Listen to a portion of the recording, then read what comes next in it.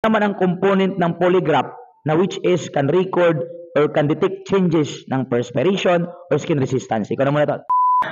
Ops, wait lang, huwag ka muna mag-scroll at syempre magbibigay muna tayo ng ating random criminology quiz dito sa ating mga future criminologists from CBRC La Carlota.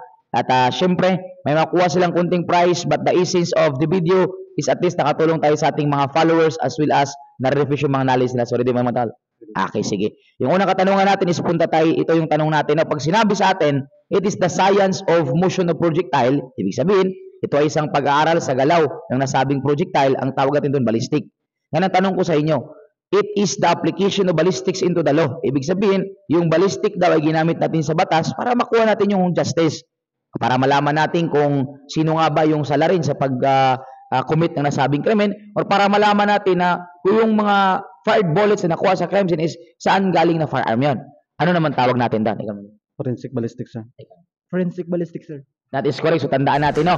Yung ating forensic ballistic, ito ay application na ng ballistics into the law. Ibig sabihin, pag sinabing forensic natin, it means legal proceeding na yan. Involved na dyan yung court proceeding natin. So dahil dyan, meron kayong 20,000. Yan, may ano kayo sa may balance. Pangalawang tanong, para sa alagang 50 million. Dito naman tayo.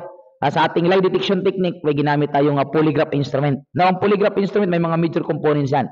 Now, pag sinasabi sa atin, pneumograph, ito ay isang components ng polygraph na kung saan can record mga changes or can detect changes in breathing or respiration. That is called pneumograph tawag doon. Now, ang tanong ko sa inyo, ano naman ang component ng polygraph na which is can record or can detect changes ng perspiration or skin resistance? Ikaw na muna to. Galvanograph, sir. Galvanograph, sir. That is also correct. So dahil dyan, meron kayo 50 million handog ni Mr. Ordo Dayan. At syempre, tandaan po natin, meron po tayong pneumograph that is can detect or can record changes sa ating breathing or respiration po natin. At syempre, yung ating galvanograph naman po, can detect or can record changes in perspiration or skin resistance natin.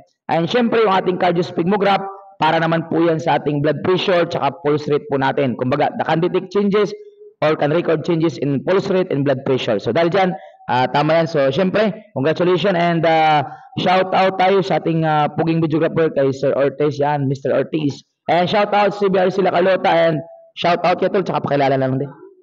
Joshua Agdalapi, sir, from Bago City College. Shout out ng tagali sa kay Mama. Rani Arjona from La Carlota City College. Shout out lang gali kay Maming. Meow Meow. Ayan, dali. Thank you, sir. Yes, sir.